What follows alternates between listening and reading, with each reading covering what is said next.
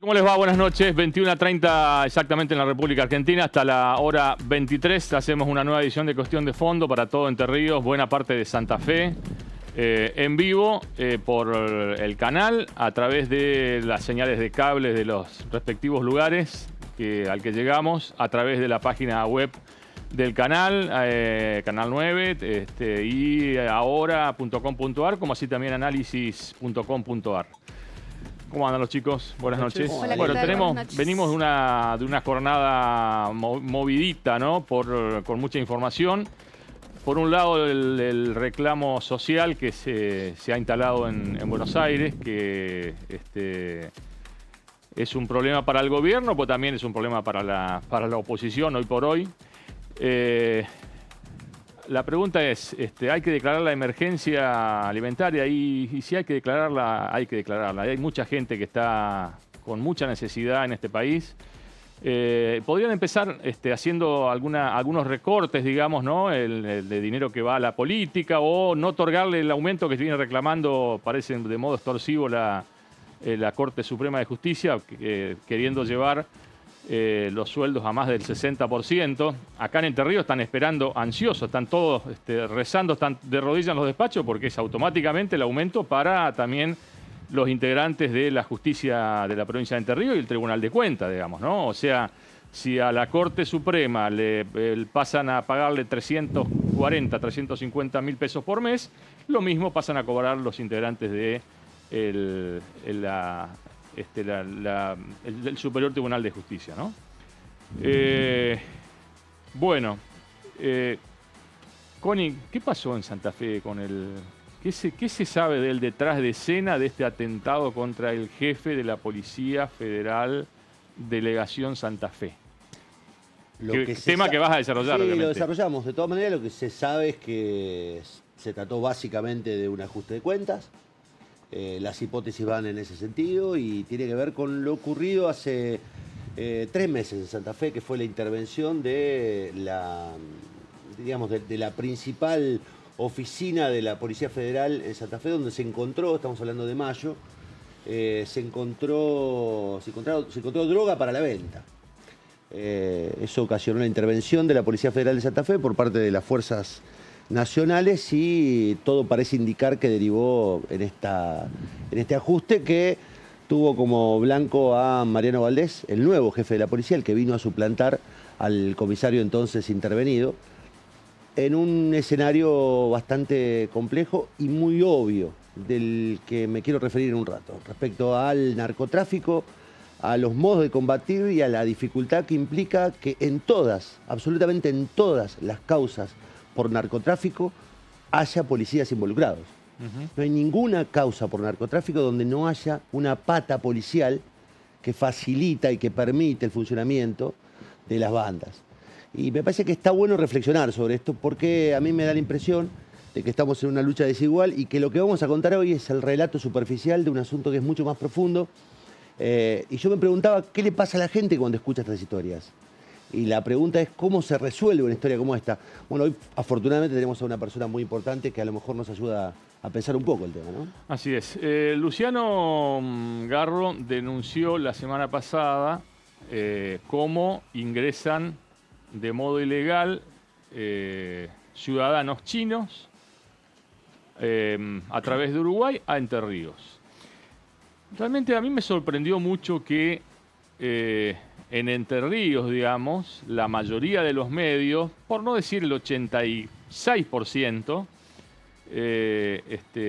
directamente no le asignaron importancia, y fue gratificante ver cómo todos los medios, o los principales medios de Montevideo y buena parte del Uruguay, lo transformaron en tema principal de esta semana. Es así, Luciano, ¿no? Sí, es así. En Uruguay fue tremendamente cómo repercutió la noticia, y en Argentina parece que no pasó nada. Por eso hoy vamos a ampliarlo, y como si fuera poco, les vamos a contar el top 5 de los intentos de cruces de ciudadanos chinos más cinematográficos que ha tenido la frontera Gualeguaychú-Fray Bentos, y además las repercusiones que tuvo en el Uruguay, hablando con periodistas uruguayos, y además hacia dónde indica la investigación Y en el final vamos a actualizar un dato que hace algunos meses, a fines de abril, ampliamos sobre contrabando, que hoy, hace horas nada más, se conoció un número final que les va a sorprender y mucho. Bueno, Ayelén trabajó el tema abusos y qué está pasando con las estadísticas, ¿no? en nuestra provincia, ¿no? Así es, números que realmente preocupan y mucho. Y las dos campanas también del tema, porque por un lado están las familias que sufren estos problemas y por el otro lado está la justicia también, que muchas veces se ve entre los tiempos que lleva todo trámite judicial y este reclamo de los padres de mayor celeridad.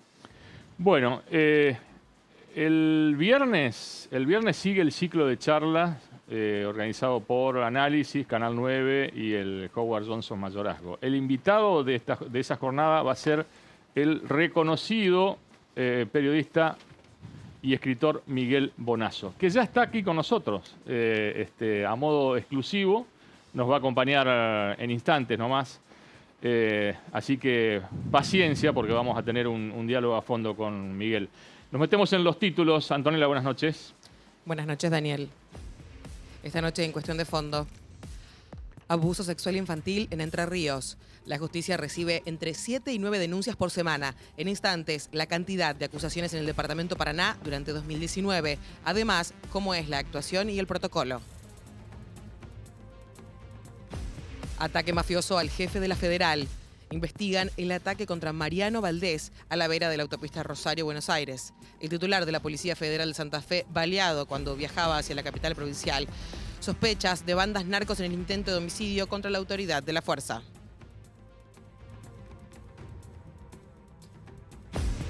Tráfico de ciudadanos chinos. La denuncia de Cuestión de Fondo sobre el tráfico de personas asiáticas hacia la costa del Uruguay generó impacto y alarma en el país charrúa. En instantes, las repercusiones y qué pasará con la grave denuncia.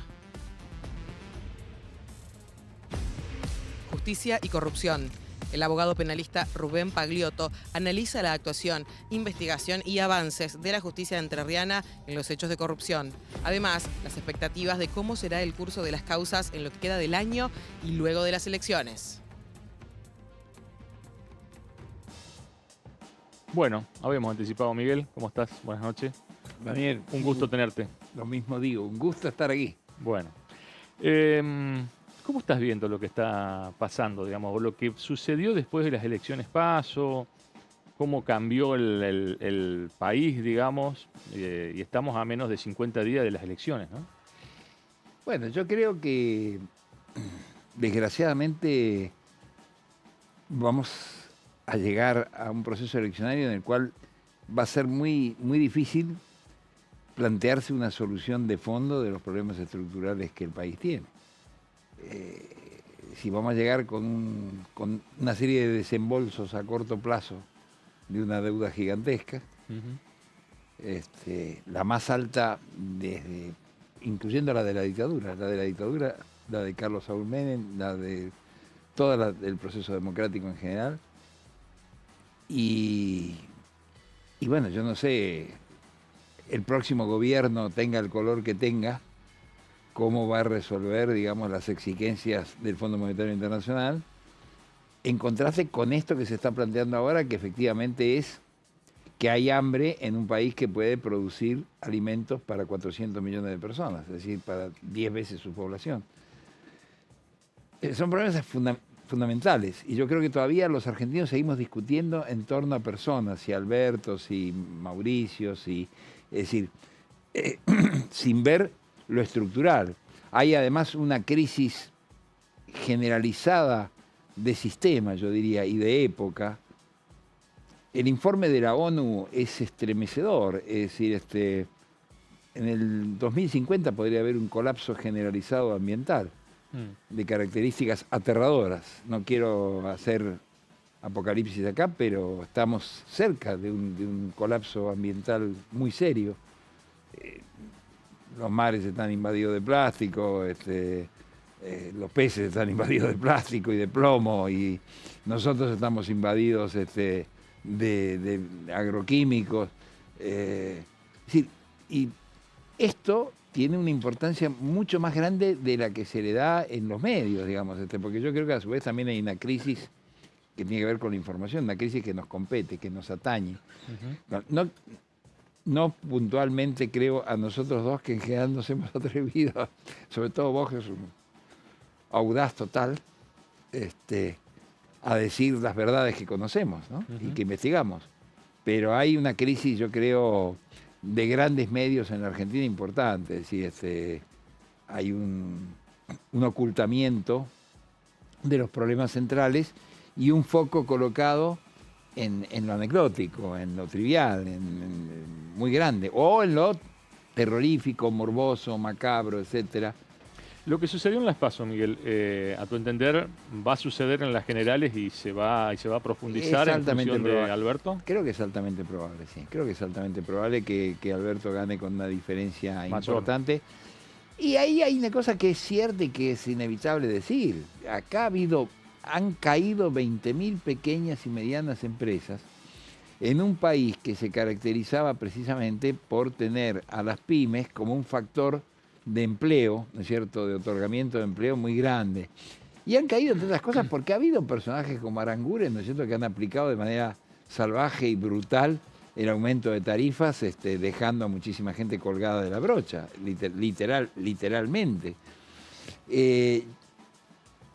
Te digo, vivir de una jubilación en la Argentina, hoy, sin tener otros ingresos y demás, es un drama. No llegás, te lo digo por experiencia. Yo mismo estoy jubilado y me cuesta muchísimo llegar a fin de mes, digamos, ¿no? Y llego con privaciones, porque pese a haber estado 8 años en el Congreso, digamos, bueno, como nunca he tocado un peso del erario público, vivo de mi jubilación como periodista. Es escasa. Vos acabas de decir esto, acabas de recordar esto del Congreso, ¿no? De tu paso como diputado. O sea, Sí. Vos arrancaste con Néstor Kirchner, digamos, porque te convencieron de que fueras candidato a diputado nacional. ¿Cómo ves este nuevo kirchnerismo con Alberto Fernández y Cristina? O sea, y a los dos los conocés muy bien, vos. Los conozco muy bien y yo rompí con el kirchnerismo en el 2008. Fundamentalmente por el tema de la cuestión ambiental, que curiosamente se vinculaba también al aspecto de la cuestión nacional. ¿Por qué? Y por el tema de la Barrick-Gold, es decir, por el tema de la mega minería a cielo abierto y sus consecuencias deleterias para el medio ambiente, ¿no es cierto? Que yo preanuncié en un libro que se llamó El Mal, y que ha sido prolijamente ocultado porque, bueno, revelé varias verdades. Predije que iba a ocurrir una catástrofe ambiental, ocurrieron tres derrames de agua cianurada, ¿no es cierto?, producidos por la mina Veladero de la Barrick-Gold, uno en la época de Cristina y 2 en la época de Macri. Es decir, que, y esto es importante, 1 en la época de Cristina, 2 en la época de Macri. Esto significa que la clase política no se ha diferenciado en el tratamiento del poder económico. Es decir, le ha permitido al poder económico actuar saqueando a la República Argentina, corrompiendo su medio ambiente, destruyéndola, ¿no es cierto?, físicamente, tanto en un caso como en el otro, lo cual, digo, es un elemento a tener en cuenta. Yo, digamos, la diferencia en todo caso es que inicialmente estuve con Néstor y no me arrepiento, porque creo que hizo hincapié en algo que la democracia argentina no había tratado a fondo, que era la cuestión de lo que vos tratás en Rebeldes y Ejecutores, tu primer libro y demás, la terrible destrucción que significó la dictadura militar argentina y los crímenes de lesa humanidad y el necesario castigo que ahora me contaban que están por liberar al Tigre Acosta, que están por ponerle una tobillera a nada menos que al jefe de inteligencia de la ESMA, responsable directo de más de 5.000 secuestros, al cual tuve el honor de escrachar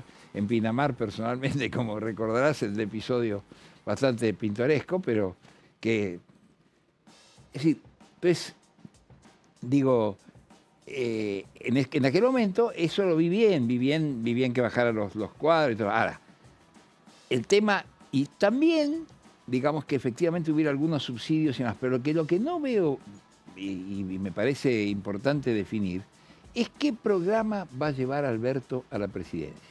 Hay declaraciones de él que me gustan y declaraciones de él que no me gustan nada. Por ejemplo. Por ejemplo, haber ido a San Juan con Uñac y con Gioja, ¿no es cierto?, con el anterior gobernador y con el actual, y haber dicho, lo que se hizo en minería en la provincia de San Juan es exactamente lo que vamos a hacer a nivel de todo el territorio nacional. Bueno, no, cacho, si van a envenenar todo el territorio nacional, no estoy de acuerdo.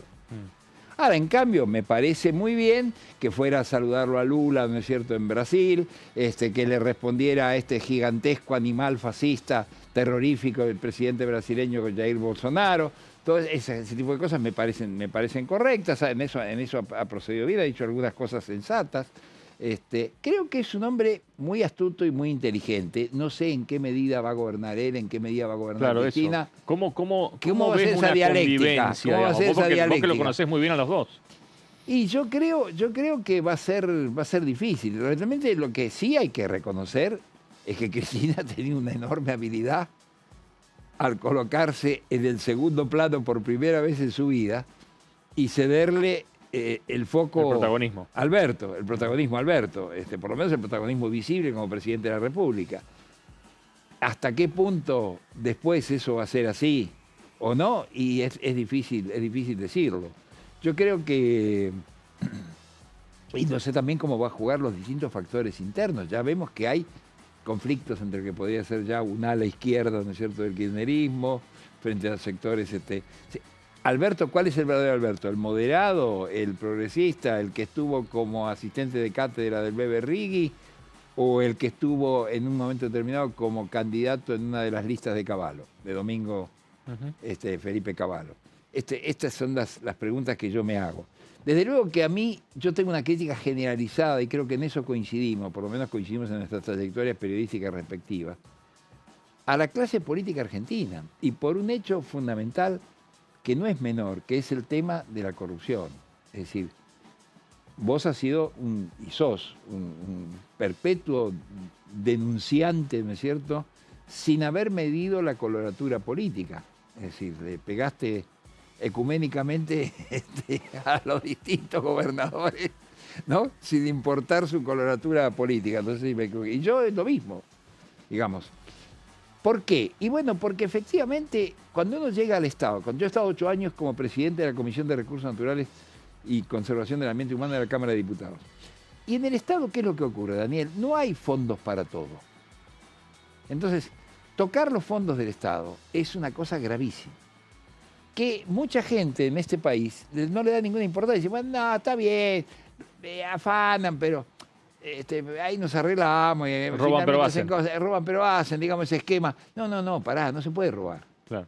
No se puede robar. Es decir, acá hay que cambiar... Porque son demasiados los afectados siempre, digamos. Claro, no la clase política. Exacto, pero además yo lo que creo, Daniel, y en eso tengo un cierto pesimismo, creo que esto tiene que ver también con que nuestro país, a nivel social, nuestra sociedad, no le asigna una importancia fundamental al tema ético. No se le asigna. La cantidad de femicidios que vemos, la cantidad de abusos y violaciones de menores, toda la corrupción eclesiástica que vos has señalado, por ejemplo, sí, muy claramente y muy duramente, y que comparto, digamos, la denuncia, me parece espectacular. Hay cosas que te elogio porque lo ha hecho muy bien y únicas, y los ciudadanos ilustres, para quebrar, bueno, digo, todo eso.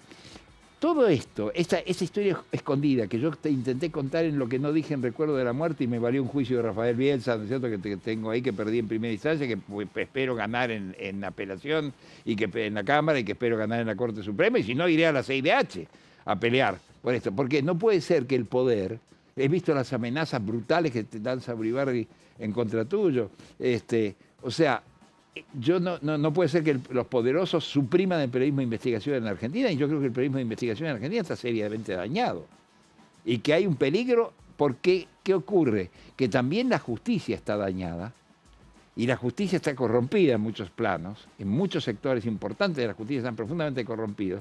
Y entonces la justicia actúa de acuerdo a lo que pasa con el poderoso, y cambia como una veleta. Ahí quería llegar. ¿Cómo estás viendo los movimientos que ya se están observando en Comodoro Pi, ¿no? Mirá, si no fueran dramáticos serían grotescos. Es decir, rápidamente todo el mundo se acomoda, ahora para quedar bien por la duda me va a decir que gane Alberto, y entonces quedemos bien con esto, guarda que vuelven los peronistas, ¿no? Al mismo tiempo otro... Y es un debate que sigue negado, digamos, ¿no? Porque se prefiere no hablar de corrupción o no hablar de qué rol ha tenido la justicia. Es digamos, que no se entiende además que esto tiene que ver, digamos, con que sigamos siendo una sociedad profundamente injusta, en la cual 1/3 de la población está condenada a sobrevivir de mala manera en la línea de la pobreza, y la pobreza extrema en muchos casos, un alto porcentaje directamente en la miseria más absoluta y en el hambre. Y entonces, bueno, y todo eso está vinculado a la corrupción. Todo eso está Sin duda, vinculado a la es corrupción. la consecuencia. Lo que estaban comentando de jefe de policía del narcotráfico, bueno, ¿qué ha pasado en México? ¿Qué ha ocurrido en México? Es decir, en México yo he visto la degradación de México a lo largo de los años de manera brutal. ¿Por qué? Por la colusión y la coexistencia entre la clase política y el narcotráfico. Y la famosa guerra de Calderón y todo lo demás que ha servido para que haya generales narcos.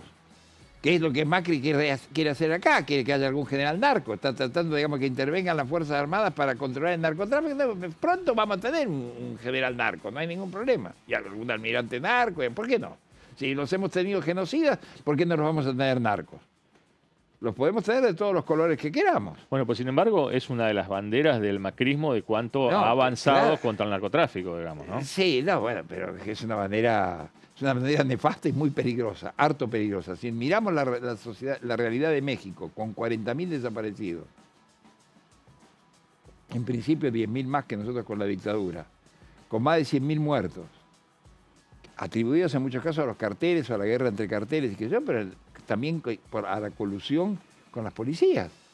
Los casos, yo escuchaba recién lo que decía el compañero de la participación, ¿no es cierto?, policial en todos los casos de narcotráfico que se han planteado. Bueno, en México esto es así, y no solo policial. La Marina, el Ejército, Estados Unidos, cuando mete Estados Unidos en las famosas armas en el operativo Rápido y Furioso, que directamente involucra a Hillary Clinton, metiendo armas en México, esas armas, es decir, ¿quién armó a los narcos? Esa es una pregunta también interesante para hacerse. Entonces, yo creo que la corrupción atenta directamente contra la soberanía nacional. Es decir, si San Martín estuviera, a varios se los echaba. O Monteagudo o Castelli, se los echaban. Si lo digo franca y brutalmente, se los echaban. Dedo en el gatillo y a otra cosa.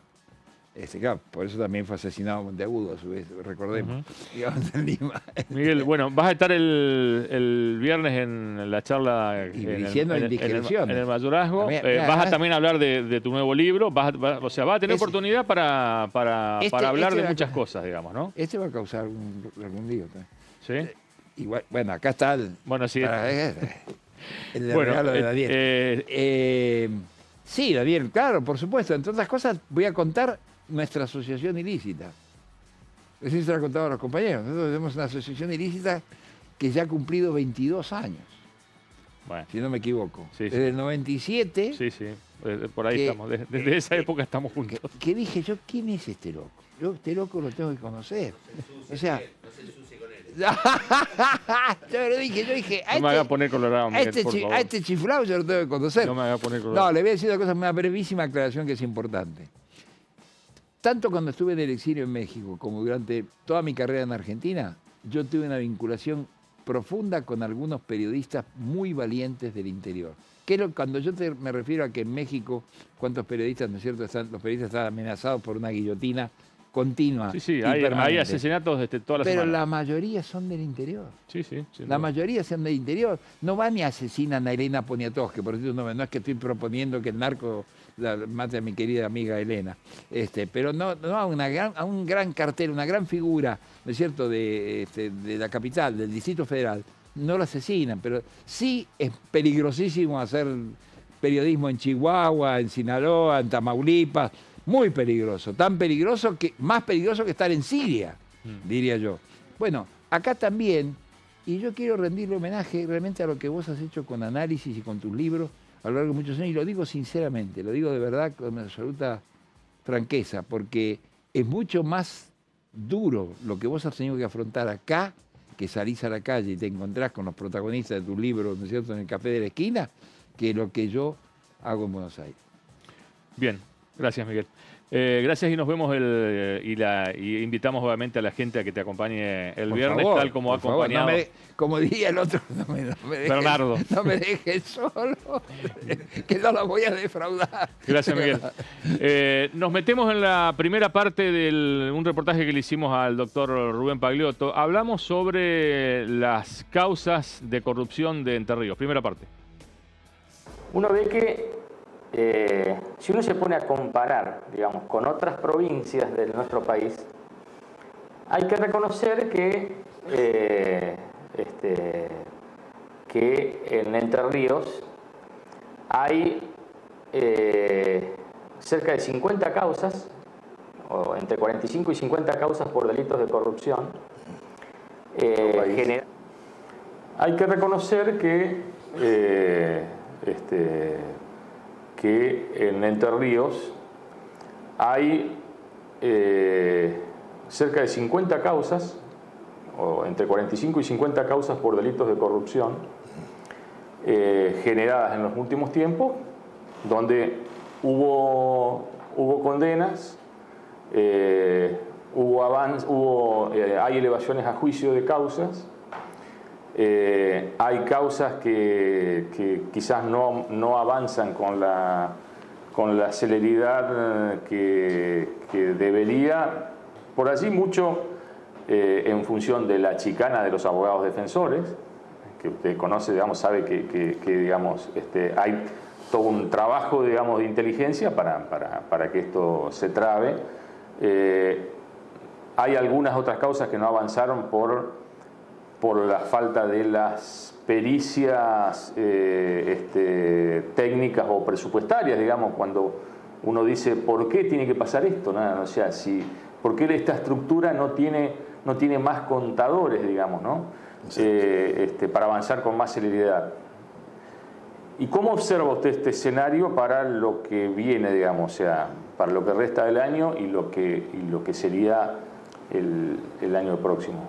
Tres cuestiones básicas. Me parece que la Procuración,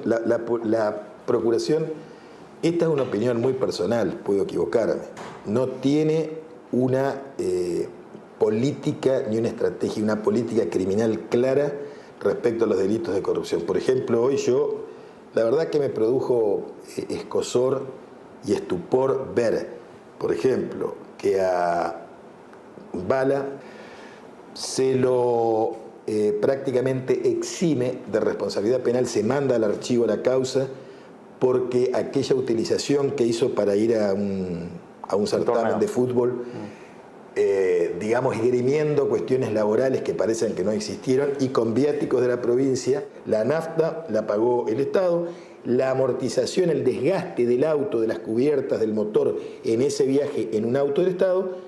Y súmale, Daniel, que los viáticos, según la especie periodística, también lo habría pagado el Estado. Después se comprueba que no estuvo cumpliendo esa función gubernamental porque integraba una lista, la lista de buena fe de ese certamen. Sin embargo, a Luis Erro, al que sí conozco, exintendente de Gualeguay. Exactamente, el exintendente de Gualeguay, colega, se lo ha perseguido, se lo ha juzgado en una forma muy severa por una suma que no llegó a 100 y pico de pesos por usar energía de un local que sería de la municipalidad, incluso con algún antecedente de que ahí se habrían hecho unas jornadas vinculadas a la mujer, pero bueno, en definitiva no me quiero meter en una causa que no es mía, pero que sí marca un doble estándar, digamos, con una doble eticidad o doble moral, porque por un lado avala, digamos, se deja la causa, se suelta la causa y se archivaría por inexistencia de delito, y por otra parte, en una circunstancia quizás bastante menor, con Erro hay una severidad, hay una, digamos, una persecución en términos penales, no de persecución ideológica, muy fuerte. Segunda cuestión, me parece que hay un buen lote de fiscales, jóvenes, la verdad. Yo creo que el que ha descollado, sinceramente, de ese grupo, de esa generación, para mí, porque aparte venía con la experiencia, con el ritmo de Comodoro Pi, es Santiago Bru, que fue el hombre incluso que arrimó mucho de los protocolos cuando se iniciaban estas causas de corrupción, concretamente la llamada causa madre, que fue la denuncia que formulamos con el doctor Mulé a partir de tus investigaciones periodísticas contra Uribarri y su grupo familiar y algunas otras personas más por el supuesto juicio de enriquecimiento ilícito. Y tercero, atado a esta cuestión, lo que vos decías, una fiscalía, una procuración que todavía no le ha dado, me parece, todos los medios materiales, técnicos y humanos que necesita una fiscalía que está dispuesta a perseguir los delitos de corrupción, que son los de más alta intensidad, Daniel, porque, insisto, y no por ser efectista, usar cliché que son moneda común, pero la corrupción mata, la corrupción empobrece y la corrupción debilita las instituciones. Creo que es de los peores delitos. Bueno, me parece que la Fiscalía debería tener un patrón, baremos parejos para o castiga todos los delitos de una manera, o si decide por una cuestión de política criminal determinados delitos no perseguirlos y archivarlos, pero que sea con todo, no de acuerdo a la cara del cliente. Y finalmente, yo te digo, aspiro a que las causas, Daniel, que están próximas a un juicio, concretamente la causa de la vaca, llamada la causa de la vaca, la de la promoción de Uribarri, que junta, que incorpora o que, digamos, acumula 3 causas, por la solicitada en los medios nacionales contra los fondos buitres, la otra por encubrir promoción de su o precandidatura presidencial bajo la convocatoria a los presidentes del Mercosur, y una tercera, la del Parador, el Mar del Plata. Esa tuvimos oportunidad de formularla con el doctor Kisser como senador. Bueno, las 3 ya están muy próximas al juicio y me parece, Daniel, que es inexorable y que a partir de diciembre no va a haber ningún obstáculo constitucional. Concretamente, Sergio Daniel Uribarri no va a ser legislador. No creo que llegue a ostentar algún cargo tan importante en la nación, más allá de su amistad con Cristina, que le impida o que obture la posibilidad de ser enjuiciado. O sea que me parece que más temprano que tarde, llamale cerca de fin de año, primeros meses del año que viene, muchos de estos juicios van a estar en curso de funcionamiento, es decir, van a estar concretamente Uribarri y muchos otros, no el único, siendo enjuiciados por los delitos que se les ha imputado y por lo que se han elevado esas causas a juicio. Bien, primera parte de la nota con Rubén Pagliotto, uno de los abogados penalistas que ha trabajado en los últimos tiempos en causas por delitos de corrupción. Pero amplió sobre este tema, a ver. Usted me mencionaba la causa Uribarri, que se inicia ya por diciembre del 2015. ¿Hay algo qué lo ha sorprendido en este tiempo en torno a esa causa? ¿Qué es lo que más lo sorprendió lo que pudo ver hasta por la negativa que una pericia demore tanto? Porque nosotros hacíamos un cálculo casi de almacenero de verdulero de barrio con el doctor Mulé. Incluso cuando se lo comentábamos, mucha gente avesada al tema, nos decían, no hay otra, una persona con una gran carga de familia, son 5 hijos, más su esposa, más 7 personas, que han vivido desde que ha salido, ha emergido de ser un cajero de banco, de una sucursal muy chica, de un banco muy chico, en General Campo, luego ha empezado una carrera política, aún con buenos sueldos, no le da margen bajo ninguna circunstancia como para haber hecho la acumulación que hizo. Ahora, sí me sorprendió mucho más que eso el resultado que habría arrojado la pericia, esa que, según la especie periodística que vos escribiste, está bajo 7 llaves,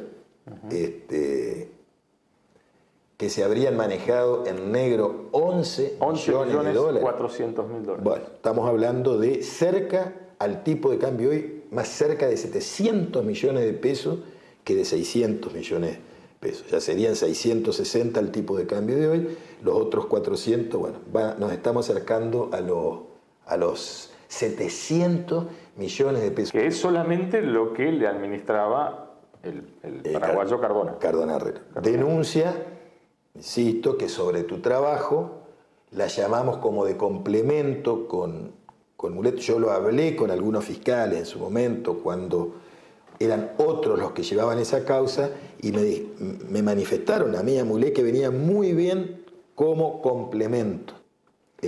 Lo que me llama la atención que frente a esta noticia, que ha sido una bomba, lo de Cardona Herrero,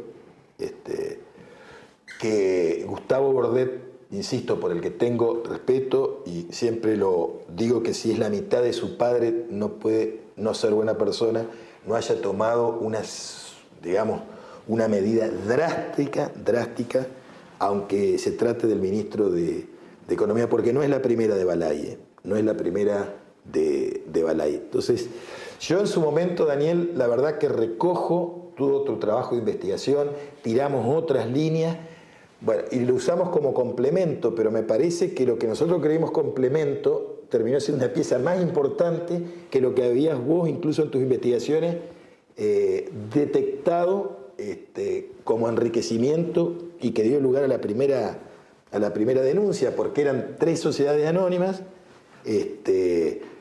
con tardías declaraciones, porque él dice que la plata un poco la amasa con la soja y el arroz, pero resulta que descubrimos que el arroz fue en los primeros meses del gobierno de Macri que se termina inscribiendo, y en la soja se había inscrito el año anterior, con lo cual arroz no había podido levantar ni la primera cosecha, y la soja llegaba una con algunos problemas, que ya la soja no estaba en el boom, y habiéndose fondeado, vos te acordás, en el banco, si no me equivoco, porque son muchas causas, de Formosa. Y la otra causa, Daniel, que produce desvelo, y se está investigando, y yo confío muchísimo, lo respeto mucho a Carlos García Escalada, que es el fiscal federal nuevo, la causa por la llamada mesa de dinero, que vuelve la familia Urribarri, al menos Mauro, a cobrar centralidad en esa historia. A ver, después de lo que se conoció de Cardona Herrero, a mí me dio la sensación como que hoy por hoy conocemos, no sé si el 50% de los movimientos de Uribarri. Que hay mucho más que no se conoce. Pienso lo mismo. Porque ha ido increyendo. Es decir, la causa madre, la llamada causa madre, fue la primera causa, que hubo muchos desprendimientos de subcausas, pero no sub porque sean menores, sino porque fueron desprendimientos de aquella, fue increyendo. Es decir, vino la mesa de dinero y vino, ahora está de Cardona Herrero, que insisto, Daniel, estuve tentado de llamarte porque me parecía que podía ser un error. 11 millones de dólares. Hicimos una cuenta rápida, la cantidad de viviendas muy dignas que se pueden hacer. O sea, 11 millones de dólares en 8 años, o sea, 1.400.000 por año más o menos, 1.600.000 por año. Totalmente. Pero que ahí no hay ningún apalancamiento o ningún anexo ni con Agropremium, ni con las otras 2 sociedades, Daniel. En síntesis, el escenario a su entender, el escenario para el 2020 no va a variar, digamos. O sea, va a haber un escenario, más allá del color político, va a haber un escenario judicial donde las cosas van a avanzar fundamentalmente porque no van a tener la cobertura legislativa, digamos. Por una premisa, Daniel, por una premisa. Durante estos 4 años, el gobernador fue Gustavo Bordet. Y a mí, a fiscales de los cuales soy muy amigo de compartir una mesa, de compartir una salida, me han jurado sobre la memoria y la vida de sus hijos que jamás jamás ni directa ni indirectamente han recibido ni siquiera una suerte de mensaje direccionado a que se acelere o desacelere algo. Incluso, vamos a decir la verdad, cuando se piden algunos informes al Poder Ejecutivo, que lo digo, me enteré por una fuente de que se han pedido informes a partir de la causa Cardona Herrero, de la vinculación Cardona Herrero-Uribarri, se han pedido las declaraciones juradas de Valiero, de Balay y de Ulrich, hasta ahora los que estaban. Y por supuesto que en 5 minutos se dispuso darlas como corresponde, y bueno, ahí habría una sorpresa. Yo digo, che, ¿cargaste mucho o poco papelito? No, una cosita así, ¿eso qué demuestra? Ah, y la de Uribarri también, perdón. Y demuestra que no hicieron, que hubo 1 o 2 declaraciones todo el tiempo, 1, 2 o 3 declaraciones juradas, y vamos a ver la consistencia o inconsistencia, porque me imagino que si él pretende de alguna manera ejercer una defensa en el sentido de querer convencer de que ese enriquecimiento no fue ilícito, sino lícito, ahí deben aparecer, no digo todo, pero parte de esos 11 millones de dólares. Bien, conceptos del doctor Rubén Pagliotto. Tenemos mucho para contarle todavía en el segundo y en el tercer bloque, así que no se vaya. Primera pausa comercial.